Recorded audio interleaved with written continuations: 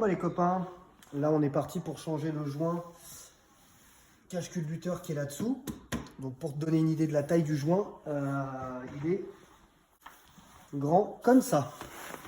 Donc tu vois bien qu'il prend bien la place qui va ici. Donc il y a beaucoup de vis à dévisser, faire gaffe à des tuyaux de reniflard, etc. Donc on va être très très précautionneux et faire en sorte que ça marche. Allez, c'est parti, on y va, on commence.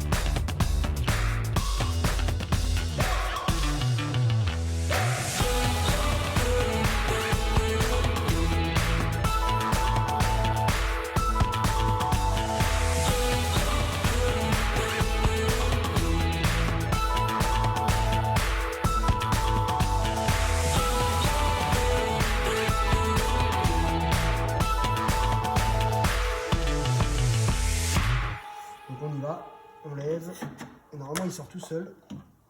Hop, tu vois les trois joints que je te parlais? Tu as le joint principal, donc tu vois que ça fuyait vraiment bien, c'est toujours dans les coins que ça fuit. Et ceux-là, c'est les joints qui vont pour les puits de bougie. Ceux-là, je les ai aussi. On va nettoyer tout ça, et on va nettoyer surtout le plan de joint. C'est une belle pièce, hein. Bon, ça se présente plutôt bien, cette histoire. Je viens de comprendre pourquoi ça fuyait énormément. En fait, toute l'huile s'accumulait coulait sur les collecteurs d'échappement. Donc ça faisait de la fumée et une odeur de brûlé, vraiment d'huile brûlée très désagréable. Surtout en décapotable, c'est pas terrible. Donc en fait, c'est tout bête, hein. Le moteur, quand on le voit bien, il est légèrement penché vers là-bas. Tu vois, il n'est pas droit, il est légèrement... voilà, il a un angle. Donc l'huile a tendance à aller un petit peu sur le côté gauche, ici, et ça fuit toujours sur les angles d'un joint. Donc ce qui veut dire que les joints ont complètement cuit. Je te le prouve. Voilà le joint en question qu'on va changer. Tu vois, celui-là il est pété. Donc ça c'est un joint de puits de bougie. Ça c'est pété. Ici ça a déjà cramé. Là ça a cramé. Là aussi. Tout ce que tu vois un petit peu marron là, c'est là que l'huile s'échappait et venait couler directement sur le collecteur d'échappement. Donc c'est pas terrible. Là, prochaine étape maintenant, on va nettoyer les plans de joint impeccables. Tu vois, ça c'est un plan de joint qui n'est pas nettoyé. Et ça c'est un plan de joint que je viens de faire. On va mettre tout ça comme ça. On change le joint, on fait la manipulation inverse, on remonte tout avec le faisceau impeccable. On démarre et on voit ce que ça donne. Et derrière, on fera la révision. Tout à l'heure.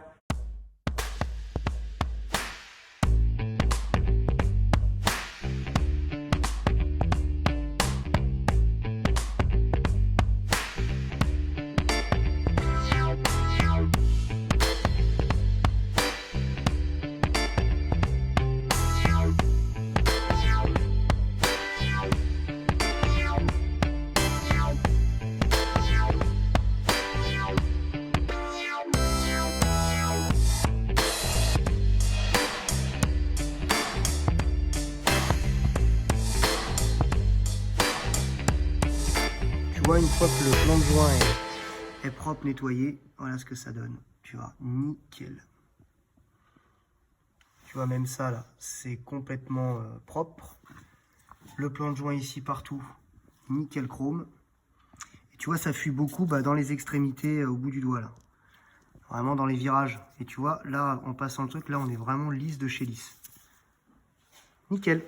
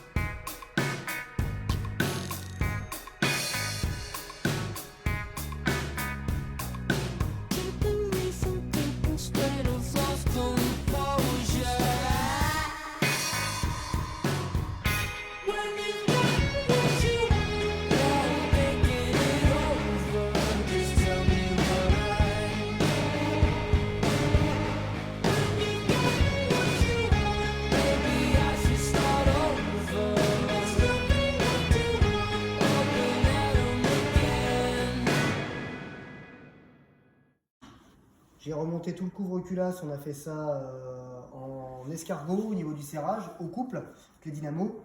On a serré cette vis-là en premier, puis celle-là, et ensuite on a fait comme un escargot, tu vois. Tranquillement, en plaçant bien le joint. J'ai remis le faisceau nickel, serré les masses, on a remis les bobines, on a tout serré. On va tenter de démarrer, voir si tout va bien.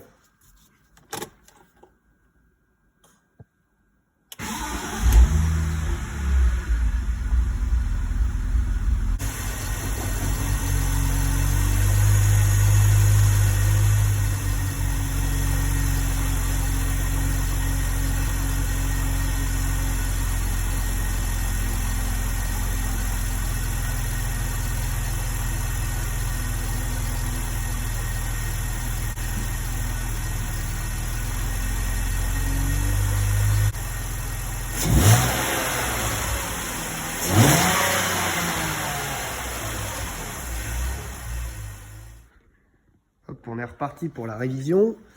Bon, on a fait la vidange. Je me suis permis de démonter quand même la tôle pour vérifier un petit peu l'état des courroies. Et l'état des courroies, bah là on voit pas très bien, mais tu vois la courroie comment elle est craquelée. Ça, faudrait quand même que je le signale à mon client. Il y a un petit peu de gras partout. Et la vidange se fait par le bout là-bas, tu vois. Donc on va pouvoir remonter le bouchon. Le filtre à huile, il est tout en haut. C'est plutôt pas mal quand même, hein, comment c'est foutu, hein, cette Z4. Par contre, il y a beaucoup d'huile qui a coulé. On va tout nettoyer.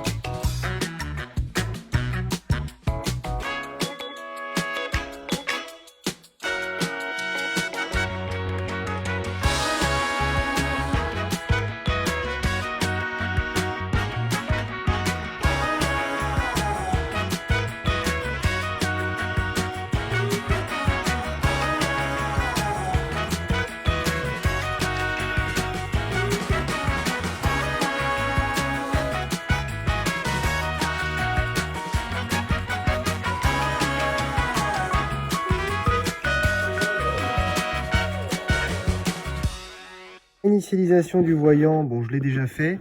En fait c'est très simple. On a deux boutons ici. Il suffit d'appuyer sur ce bouton là pour allumer le cadran. En même temps que tu restes appuyé, tu mets juste le premier cran, histoire d'avoir le voyant rouge qui s'allume, tu vois. Et entre temps, bon là je l'ai déjà fait, donc si tu veux, quand tu restes appuyé, ça te met un reset. Là ça va peut-être pas le faire, mais ça te met un reset quand tu restes appuyé. Au moment où le reset se met à clignoter, tu lâches, tu rappuies, ça te met 1 km et tu le valides en cliquant dessus une nouvelle fois. Et là maintenant, bah, dès qu'on la démarre, tu vois, prochaine vidange dans 25 000. C'est bon, impeccable.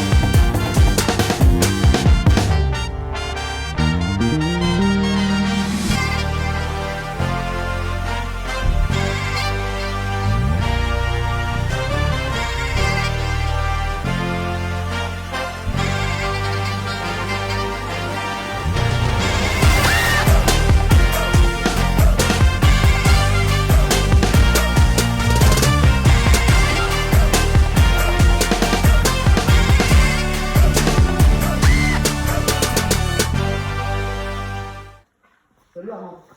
Bon, tu me laisses toi la bagnole. Ah bah là, elle est pas prête de rouler encore. Oh merde. Dépêche-toi de la finir, je reviens ce soir. Hein. Ah, t'as une femme à aller voir, c'est ça? Ouais. Ah, elle est belle celle-là. Hein. Ouais. Ah, c'est une belle bagnole. Hein. Ouais, parce que maintenant, les grandes villes, ils en veulent plus. Ils en veulent plus. Puis quand tu vois le prix du carburant, les mecs, tu sais, ils font gaffe quoi. Mais C'est une moi, essence, celle-là? ouais, c'est en 2,5 6 cylindres, hein, ça boit un petit peu. Hein. Alors, attends, ouais, quand là, sur la Riviera, là, Oui, oui. les cheveux là, tu fais une crête comme moi là. Oh, ouais. J'ai mieux la clim. J'ai mieux la clim. Ça, c'est la Corvette européenne. Ils appellent ça.